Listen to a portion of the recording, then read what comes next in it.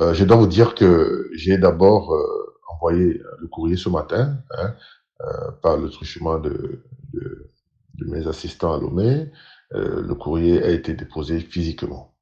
D'accord. Ensuite, qu'est-ce qui peut pousser un homme à se mettre dans une telle lamentation? Et bien entendu, ce cri qui vient de plus profond de mon être intrinsèque. Il y a un constat qui s'impose dans ce pays. Il faut faire un constat. Il faut regarder avec lucidité la situation sociale togolaise aujourd'hui. Elle est euh, précairement installée. Elle est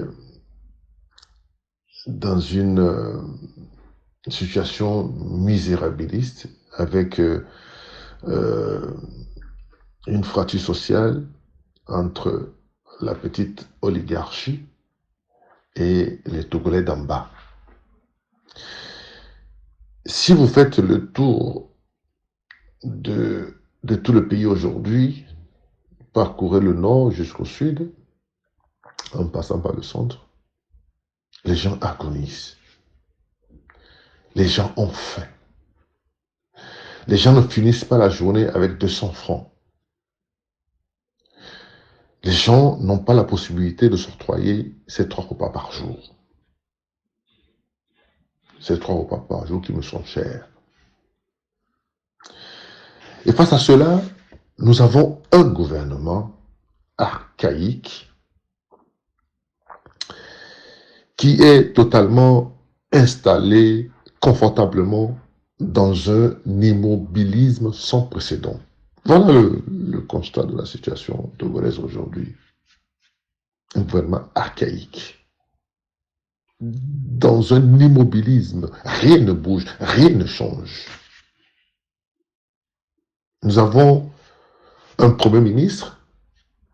Lorsque indiciblement elle a été choisie, nous avions applaudi parce que nous nous sommes dit, elle était au cœur, à la base, pendant plus d'une dizaine d'années, et qu'arrivée à la tête au sommet aujourd'hui, elle pourrait implémenter une autre politique. Mais je crois qu'elle est trop restée à la base.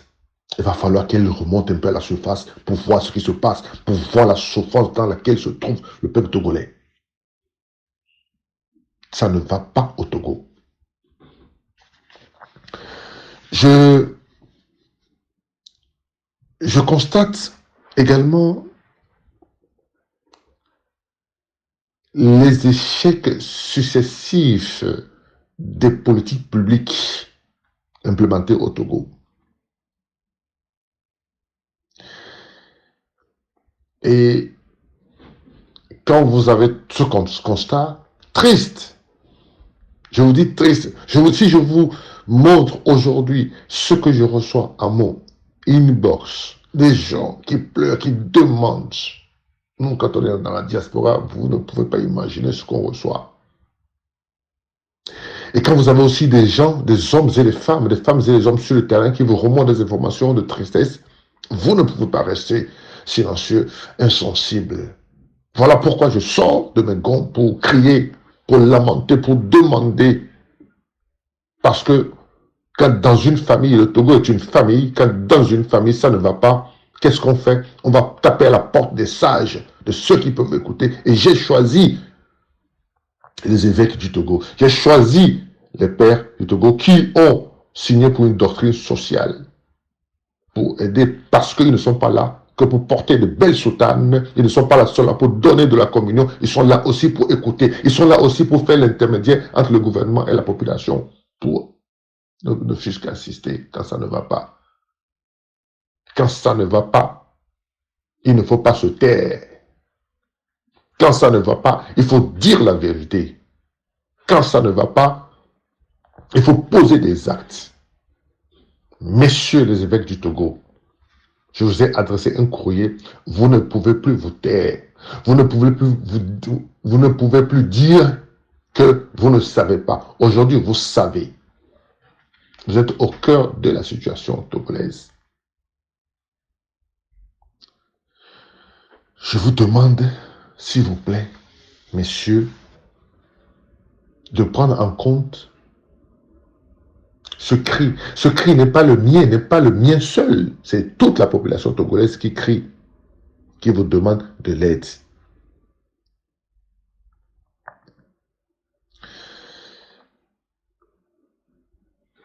Je suis un peu touché de voir qu'il y a une petite oligarchie qui maîtrise, qui a la main sur le pays, qui ne distribue rien,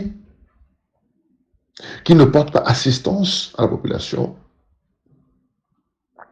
et qui est grassement obèse dans une richesse, dans une richesse inestimable. Et cette petite oligarchie n'est même pas capable d'apporter assistance à la population.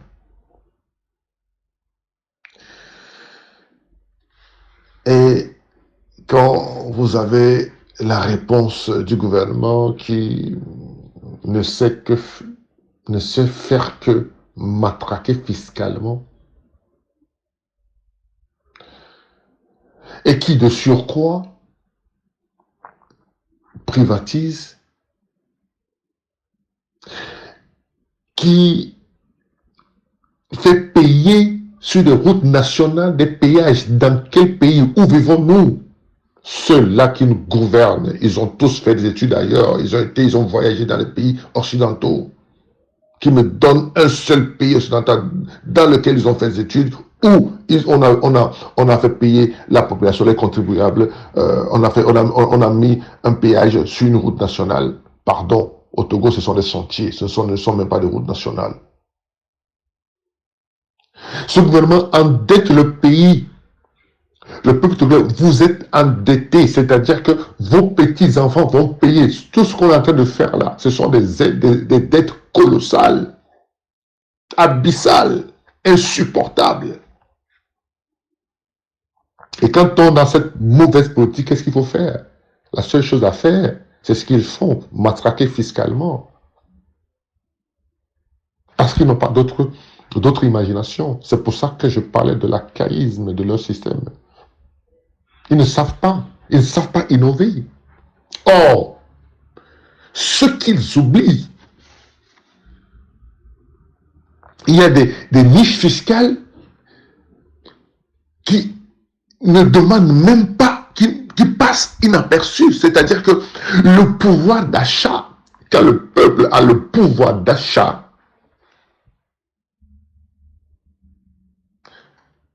il y a la relance économique. C'est le pouvoir d'achat qui augmente, qui déclenche la croissance économique. Mais si vous diminuez, s'il diminue le panier de la ménagère,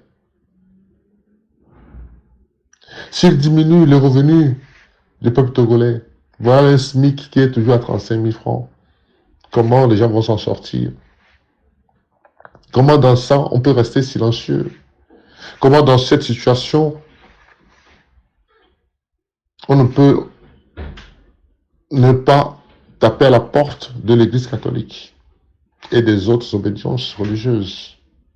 Comment peut-on rester silencieux, mes chers amis? Voilà la situation. Voilà la tristesse dans laquelle je me trouve. Je pleure. Je ne comprends pas comment on peut gérer un bien public de la sorte. Comment une gestion publique de biens communs peut être ainsi implémentée. Ce n'est pas possible. C'est inadmissible, inacceptable. Si la population est privée de pouvoir d'achat, si le panier de la ménagère est diminué, comment peut-on faire les recettes fiscales? Parce qu'on doit payer des dettes. qu'on va chercher à des taux insupportables sur le marché international, parce qu'aucun investisseur ne veut venir au Togo. Dans un climat comme ça, quel IDE? Sur le plan international aujourd'hui, sur le plan de IDE, des investissements directs étrangers, il y a plus de 12 000 milliards, 12 000 milliards qui sont là, qui attendent les autres pays. Mais le Togo n'en profite pas parce que on a une politique qui ne permet pas aux investisseurs de venir. Et qu'est-ce qui trinque? C'est la population. C'est triste. C'est triste. Voilà pourquoi j'ai sollicité des évêques pour que on puisse pas donner à manger, assister, accompagner des gens au travers des formations tout au long de la vie. Ce gouvernement ne fait pas les choses, pas parce qu'il ne peut pas le faire, pas parce qu'il ne sait pas le faire, pas parce qu'ils n'ont pas en leur sein des experts, pas parce qu'ils n'ont pas dans le gouvernement des gens intelligents, des gens surdiplômés, parce qu'ils ne veulent pas le faire. Ils ne le font pas parce qu'ils ne veulent pas le faire. Les raisons pour lesquelles ils ne veulent pas le faire, il va falloir que je regarde dans une boule de cristal pour vous donner ces raisons-là.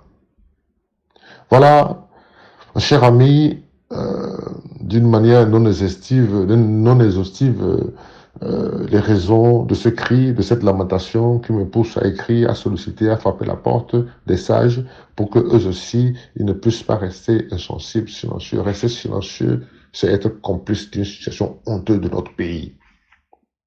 Et rester silencieux, rester confortablement dans son précaré, c'est être complice de cette situation dans laquelle nous sommes dans notre pays. Je n'imagine même pas une révolte sociale. Je ne l'imagine même pas une seule seconde